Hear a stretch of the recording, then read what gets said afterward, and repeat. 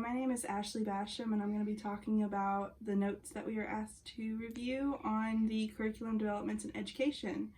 A lot of the things that were presented in the PowerPoint presentation was news to me. I didn't realize schools in the United States dated back all the way to the 1620s with the Boston Latin Grammar School. The Boston Latin Grammar School, honestly, it shocks me that had transferred over from England, all those ideals, because the basis of the New World was to get away from the ideals of England, and yet they transferred a school over for the Catholic Church, which would be the Latin, Greek, and theology. And the school basically, we would call today a very strict prep school because of the memorization, the strict rules they had.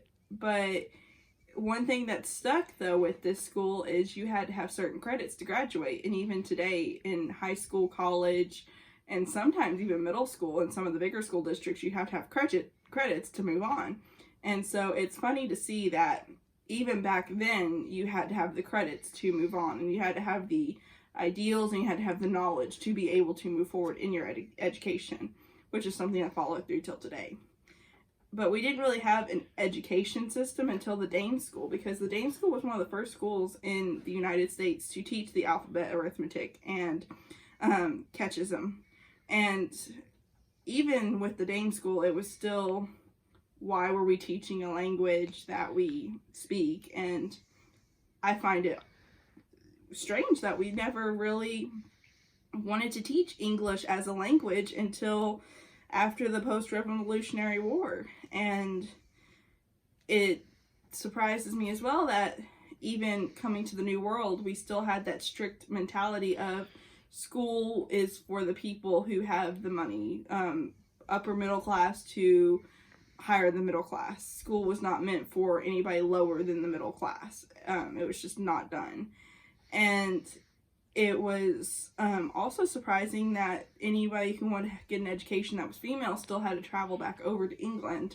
So here we are trying to get away from England, and we still have to go over there for education, which the Ben Franklin Academy kind of eliminated that notion, because it was for college prep, and it was also for, the farmers and the people who didn't want to go to college.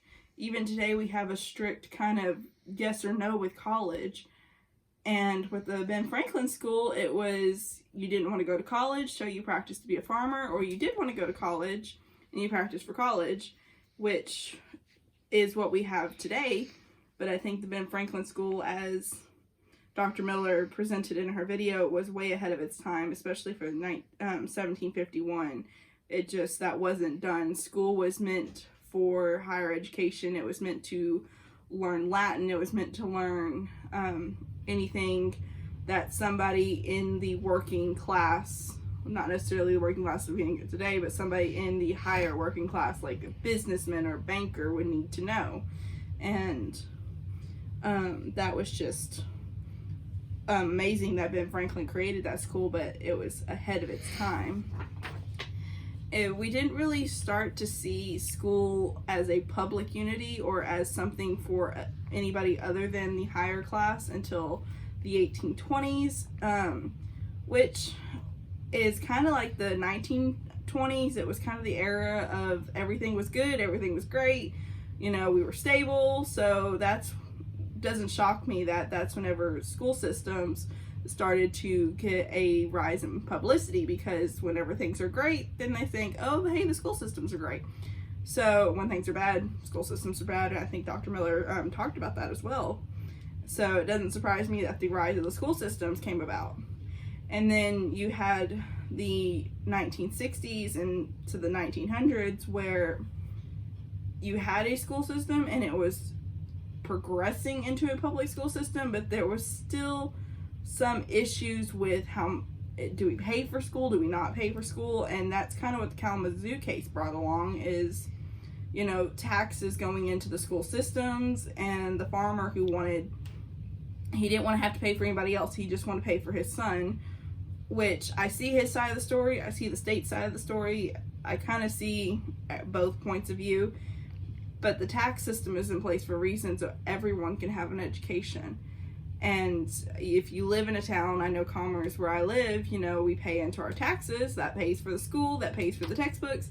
It's not just a me world, and it involves everybody.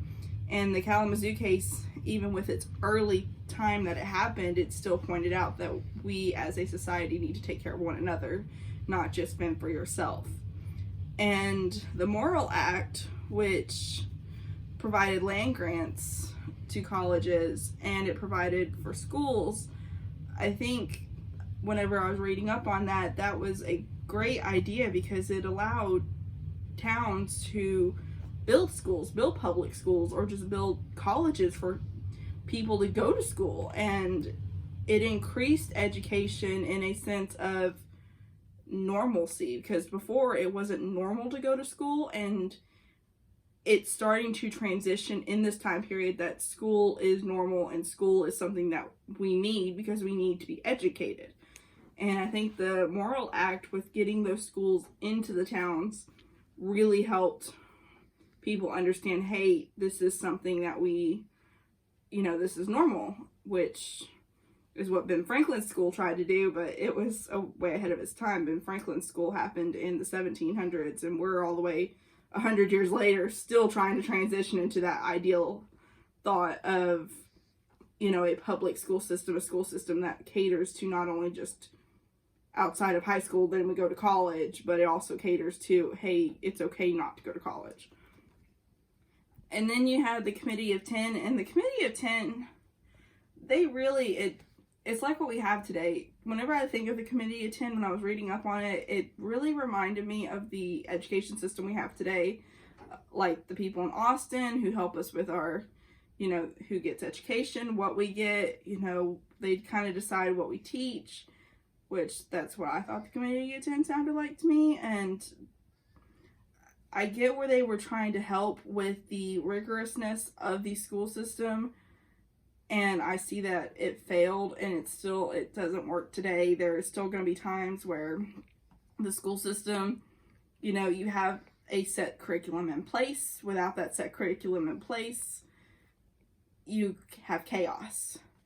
And so I know it was trying to transition into, you know, public school systems having more freedom, but then from there, it just, you kind of have to have those strict rules in place, which is why Charles kind of lost his battle with trying to get rid of the rigorousness of the schools.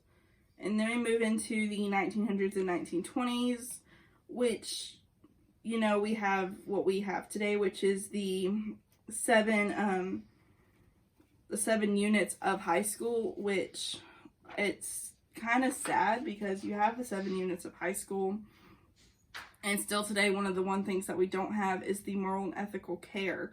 We have transferred, and we're talking about the 1900. We have these 7 morals that we have for the high school, and the one thing that we need today, everything else carried over except for moral and ethical care, which is the one thing we desperately need today in schools. So if we could carry over 6 of those over a 100-year span, we need to find a way. We are progressive enough in this world to find out how to transfer moral and ethical care into schools, because as somebody who taught long-term subbing, who teaches, and who I'm kind of all over the place in my school district that I work right now, that's the one thing that there's so much struggle with, is these students have no morals. They're lost. I call my students lost puppies all the time because I teach 7th and 8th mostly, and they are lost puppies, and we're not teaching them the moral and ethical care they need. Excuse me. We have health class, but health class, this is horrible to say, especially with my school, but health class is a joke. You know, so it's sad that we don't have that moral and ethical care that we used to have, and we still need in the school systems. And then we have the 1930s. The 1930s was kind of a strange period with the 8-year study and the learning wood study. The 1930s, there was so much going on. It's almost like the 1960s, only 30 years earlier.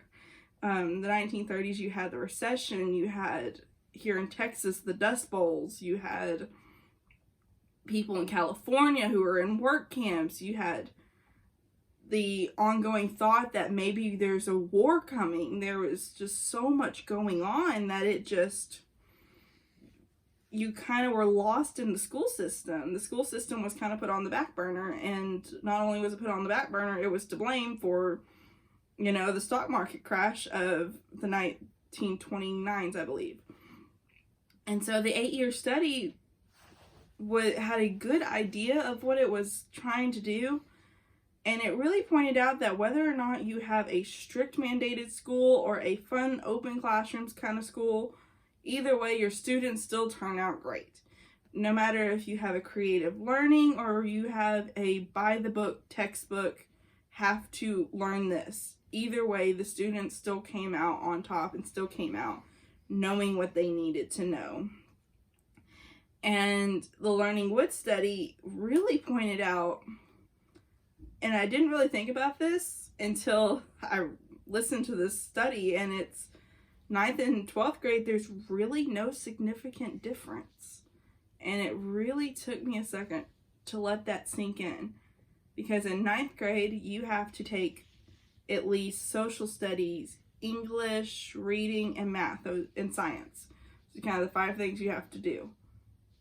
But by the time you get to 12th grade, you're still doing those subjects. It's just more complex. Like my core is math. It's like, okay, so in 9th grade, we're learning 1 + 1, but in 12th grade, we're learning 2 × 2. There's not much of a difference. It's just the curriculum might be a little harder, which really puts it in perspective of high school that's all we're doing in high school. We're just building on little blocks, and they're still kind of in the same place where they were when they came in. Nothing much really changed, and that's one of the studies I actually want to learn more on, because it really puts a perspective on where we are educationally with our students.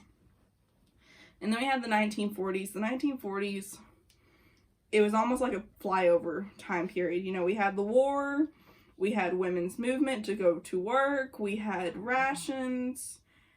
In like the 1930s, there's just so much going on that schools got put on the back burner. There wasn't, they were overcrowded, underfunded, and they were just kind of there, just in the background while the whole world was trying to fall apart.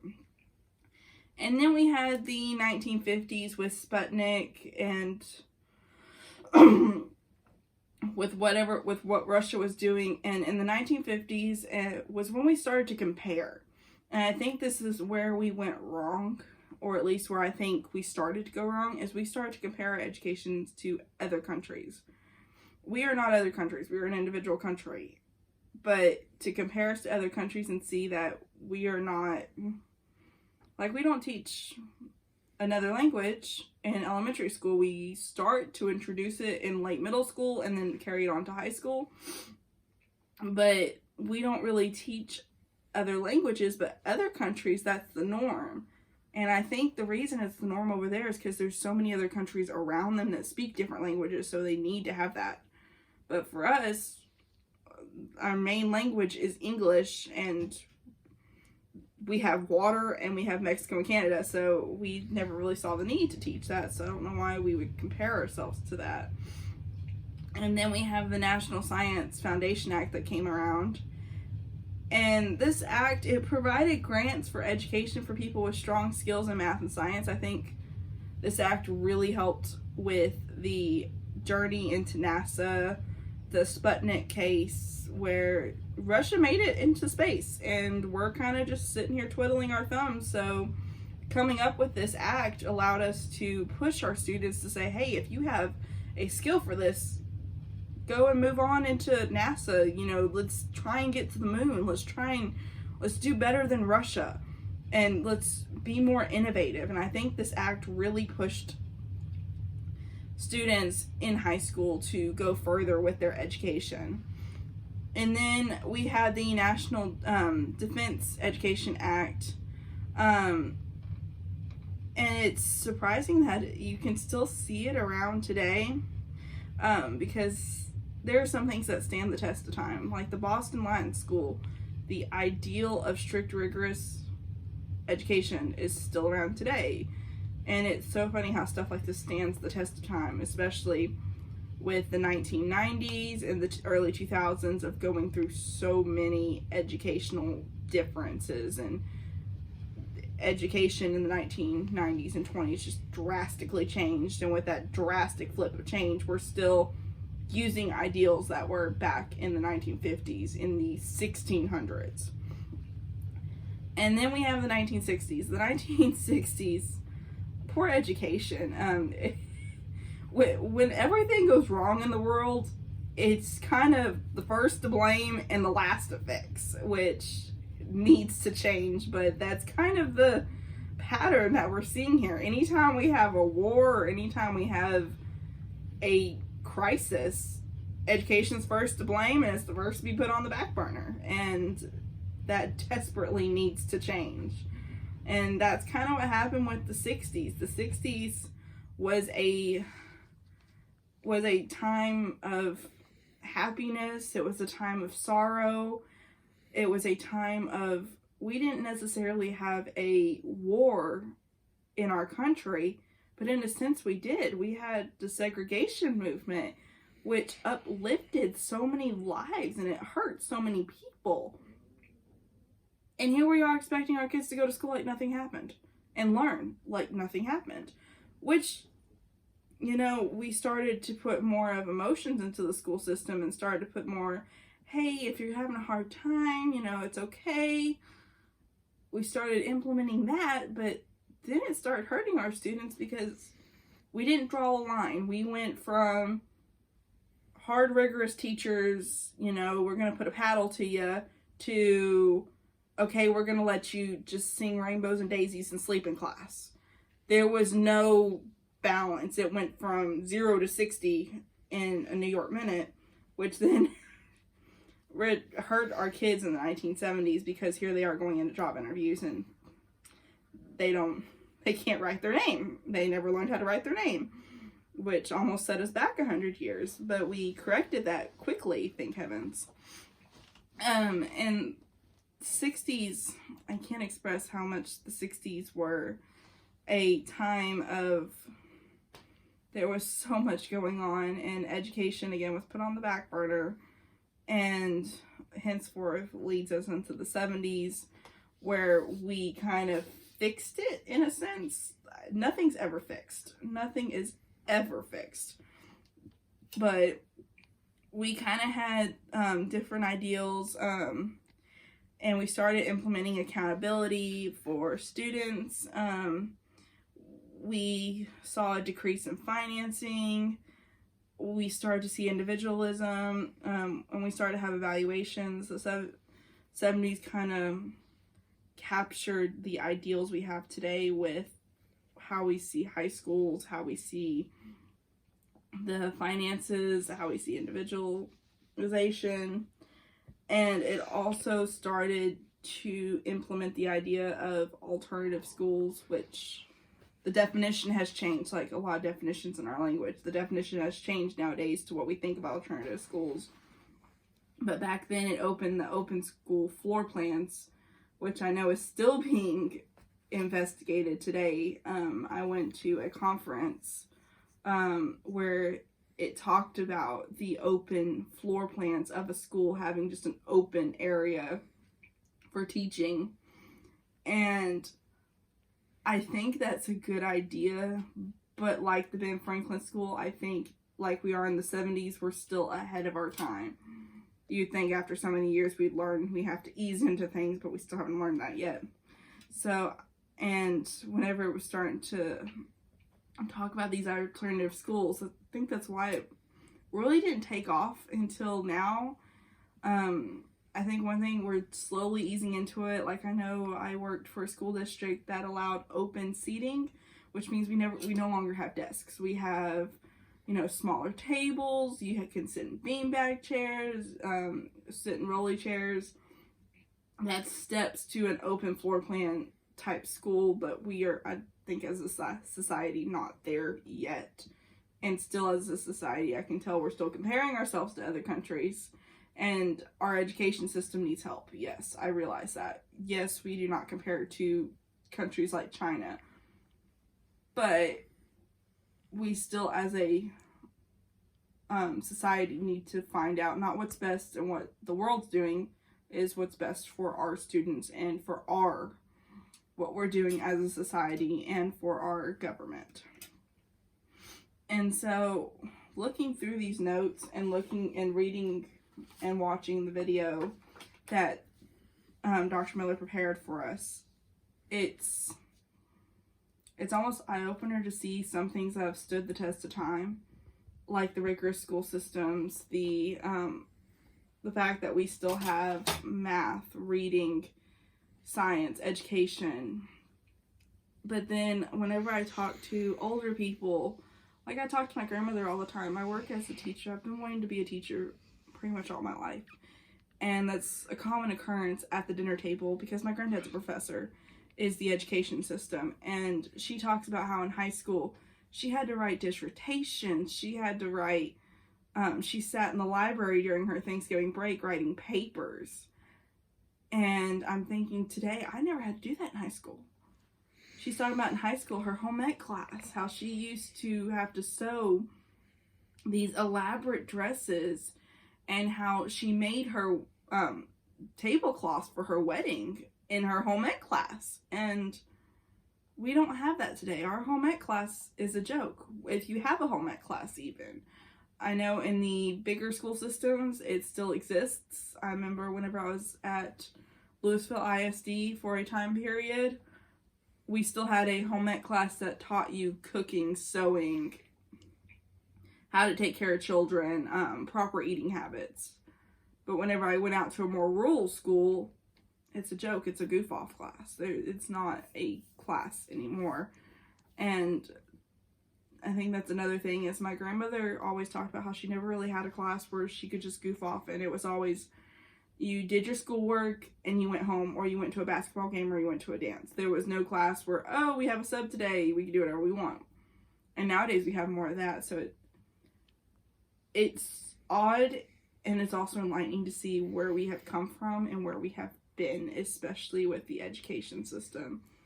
And like I referred to, we had back whenever we first started colonization, I wouldn't have even been allowed to go to school.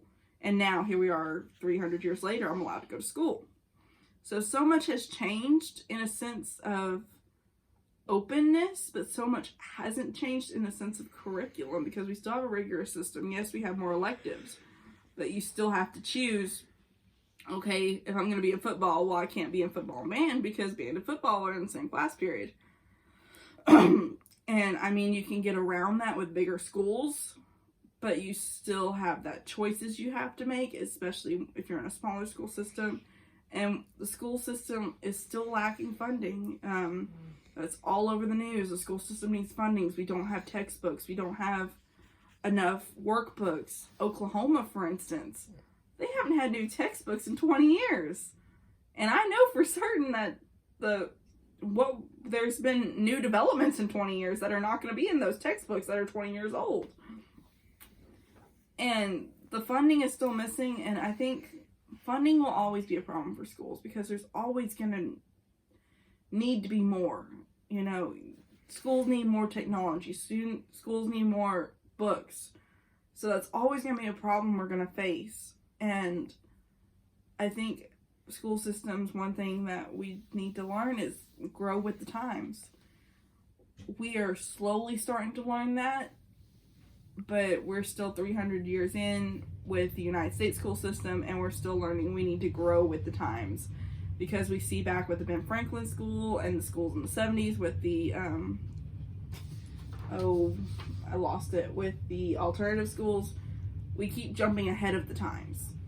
And it's a good thing, because we want to be innovative, but we need to do it progressively, so that way it's not, here's this new ideal system, let's make it work. And I think that's, as a school system, we need to work on. And I think as a school system, we need to still have the rigorous ideals in high school like we've had for years back since the 1800s. And I think school systems do need to progress, and they do need to be more into the times, but I think the old ways of what we had still needs to be implemented, with the school system needing to learn math, science, and so forth.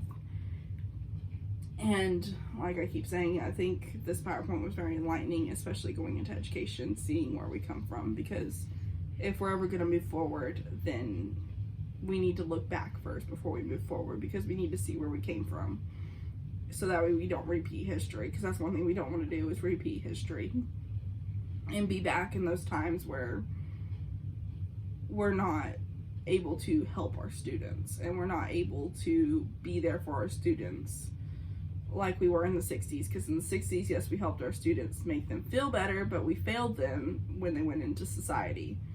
And I don't think we ever want to be in that position again, but I have a feeling with what I'm seeing with my students today that we might be heading back in that direction.